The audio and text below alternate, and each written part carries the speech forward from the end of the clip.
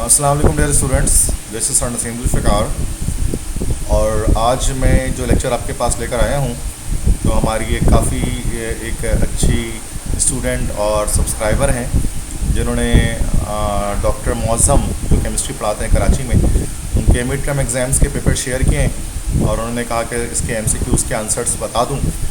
तो जब आप मुझसे कोई चीज़ शेयर करते हैं तो मैं कोशिश करता हूँ कि मैं उसकी वीडियो बना लूँ ताकि तमाम स्टूडेंट्स तक जो है वो एमसीक्यूज़ वगैरह जो चीज़ें वो पहुंच जाएं।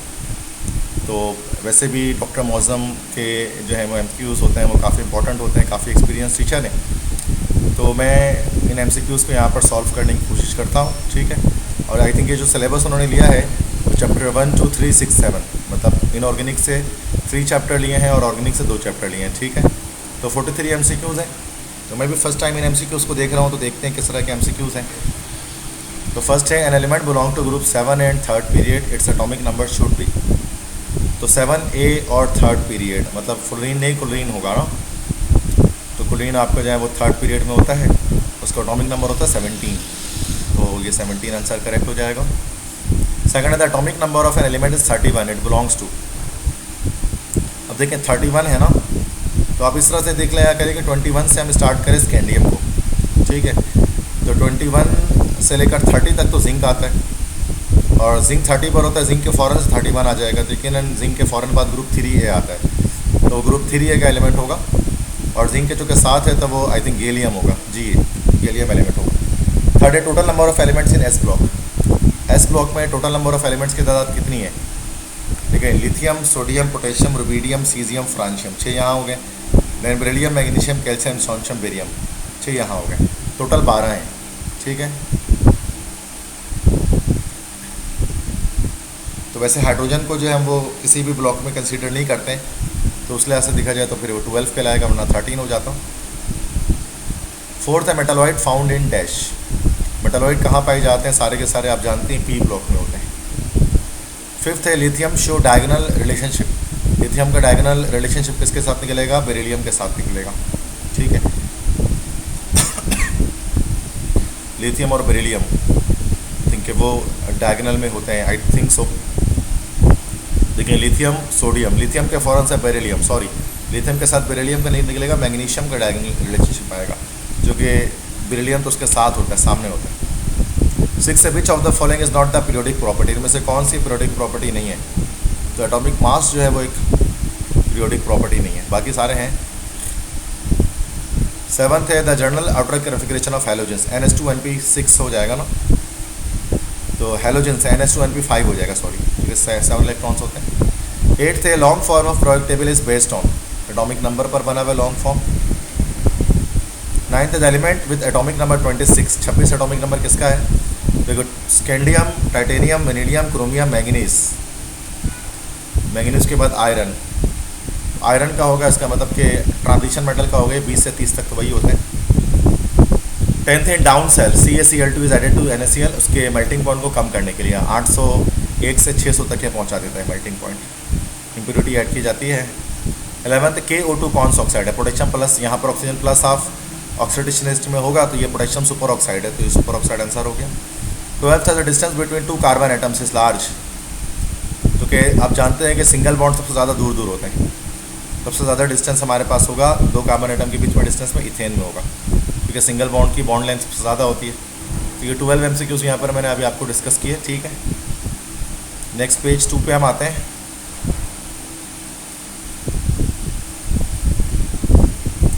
और थोड़ा सा काम इस पर करना होगा, मुझे टूल सेलेक्ट करने होंगे, so just give me 30 seconds to select the tools.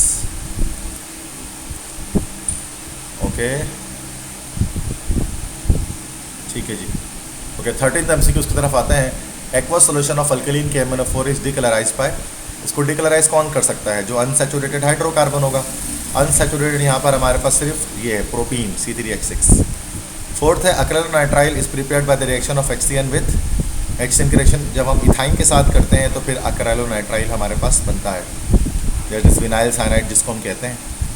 15th है the largest number of known elements are place in the period. सबसे ज़्यादा एलिमेंट्स कौन से पीरियड में मौजूद हैं? तो सबसे ज़्यादा जो एलिमेंट्स हैं हमारे पास वैसे तो लॉन्गेस्ट पीरियड हमारा 6th कहलाता है और 7th हमारा इनकम्प्लीट पीरियड है, तो अकॉर्डिंग टू द बुक हम 6th में निशान लगा देंगे। 16th है the scientist whose work on atomic number led to modern periodic table, ये थे भाई हेनरी मोजले। नेक्स्ट है 17 alkali metals have dash, alkali metals की हाईएस्ट आईपी नहीं होती, हाईएस्ट इलेक्ट्रोनेगेटिविटी भी नहीं होती, हाँ लार्जेस्ट एटॉमिक रेडियस होता है बिकॉज लेफ्ट साइड पर पाए जाते हैं। 18th elements in the same group of periodic table have same number of valence electron उनके अंदर होते हैं सेम ग्रुप के अंदर। This pair of elements belong to the same period पे कौन से एलिमेंट्स हैं?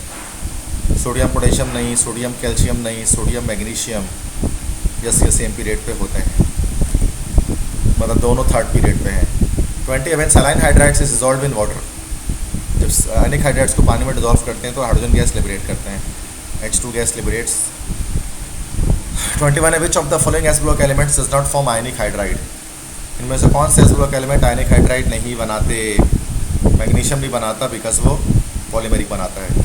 पॉलीमेरिक हाइड्राइड कौन से हैं, ये एमसीक्यूज नंबर 22 में पूछ रहे हैं, तो बेरिलियम या मैग्नीशियम का जो भी होगा वो पॉलीमेरिक होगा, तो ये भी ऑप्शन करेक्ट है। 23 members of homologous series successfully differ by, CH2 के डिफरेंस है वो डिफर करते हैं, मॉलिक्यूलर मास 14 के हिसाब से डिफर करते हैं। 24 any set of organic compounds having same molecular formula but different structure, same formula different structure, उसको हम क्या कहते हैं? तो वो हमारे पास कहलाते हैं आइसोमर्स। 25 है the total number of sigma and pi bonds in benzene, benzene में टोटल 3 पाई बॉन्ड होता है और सिग्मा की बात करें 6 12 सिग्मा और 3 पाई, ठीक है। 26 है the combustion of hydrocarbon produce mandatorily, तो कार्बन डाइऑक्साइड और वाटर लाजमी प्रोड्यूस होता है।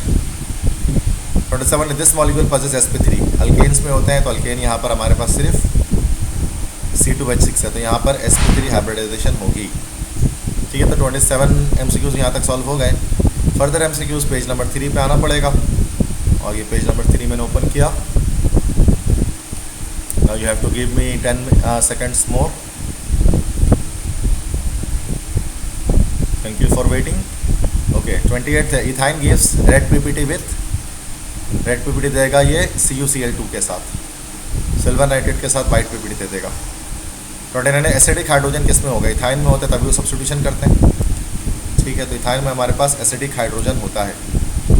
Next is bakelite is obtained from phenol by reacting with it, formaldehyde, very simple MCQs। तो इंटर बोर्ड में आसानी आते हैं बोर्ड एग्जाम्स में, तो दैट्स वाई आसान MCQs डॉक्टर मौजम ने रखा है। 31 है distillation of phenol with zinc, zinc के साथ फिनॉल का रिएक्शन होगा तो आपका बनेगा बेंजीन, बी ऑप्शन। नेक्स्ट 32 है the compound which burns with smoky flame, alkanes बनेंगे स्मोकी फ्लेम से जलेंगे, ये एरोमेटिक हाइड्रोकार्बन ज़्यादा स्मोकी फ्लेम से जलते हैं, तो एरोमेटिक हमारे पास ये बेंजीन है, due to large carbon content वो स्मोकी फ्लेम से जलते हैं। 33 conversion of iodomethane into ethane, iodomethane को इथेन में कन्वर्ट करेंगे तो क्या मीथेन है, इथेन में कन्वर्ट हो रहा है, डबल हो रहा है, कपलिंग हो रही है, तो ये आपका वुड्स रिएक्शन है। 34 this reaction is not found in benzene, benzene क्या नहीं करता? इलेक्ट्रोफिलिक सब्स्टिट्यूशन तो करता है, निक्लोफिलिक सब्स्टिट्यूशन कभी भी बेंजीन नहीं करता, ये अल्काइल हैलाइड्स करते हैं। बेंजीन किससे ऑक्सीडाइज नहीं हो सकता? बेंजीन KMnO4 से कभी ऑक्सीडाइज नहीं होता। 36 है Meta director in the following list, कौन सा मेटा डायरेक्टर है इस लिस्ट के अंदर? मेटा डायरेक्टर आप जानते हैं जिसमें कार्बोनिल ग्रुप होगा, तो ये सी ऑप्शन हो जाएगा, carboxylic acid. 37 this is ortho para director but deactivating, वो Cl है, ऑर्थो पैरा डायरेक्टर होता है लेकिन डीएक्टिवेटिंग ग्रुप होता है। 38 this gas is use as a domestic fuel, methane gas को इस्तेमाल करते हैं डोमेस्टिक फ्यूल के तौर पे। 39 है poisonous gas produced by the reaction of ethene with sulphur monochloride, इससे आपका बनेगा beta beta dash dichlorodiethyl sulphide, that is mustard gas, that was used in world war 1 and it actually affects your skin. 40 ripening of fruit किससे होती है? Ripening of fruit के लिए हम ethene को इस्तेमाल करते हैं, बी ऑप्शन, फलों को पकाने के लिए। 41 है this gas is use for welding purpose, ethyne को यूज़ करते हैं वेल्डिंग पर्पस के लिए, जिसका हम ऑक्सी एसिटाइलिन फ्लेम कहा जाता है। 42 है oxidation of ethene with cold dilute KMnO4, ये बनेगा हमारे पास ग्लाइकोल्स, इससे बनते हैं इथीन से, अगर हॉट ले लेंगे तो फिर वो कार्बोक्सिलिक एसिड बनाएगा।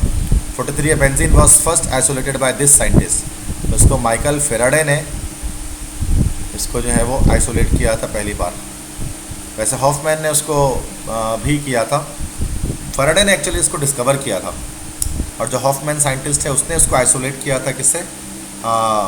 कोल टार में से। तो आई थिंक यहाँ पर थोड़ी MCQs में मिस्टेक हो गई है, बट अगर यहाँ डिस्कवर्ड के लिहाज से बात की जाए तो फेराडे ने सबसे पहले आइसोन को बेंजीन को डिस्कवर किया था, जबकि हॉफमैन ने उसको कोल टार से एक्सट्रैक्ट किया था। तो आसान एमसीक्यूज था, आई होप सो आपको सारे एमसीक्यूज समझ में आए होंगे। अगर कोई इशू है तो आप मुझसे कमेंट्स में आस्क कर सकते हैं, ठीक है, पूछ सकते हैं। बाकी आप भी अगर इस तरह की कोई पेपर अगर आप मुझसे देना चाहते हैं तो मैं इंशाल्लाह कोशिश करूँगा कि मैं उसको अपलोड करूँ, ठीक है। थैंक यू वेरी मच, अपना ख्याल रखिएगा। अल्लाह हाफिज़।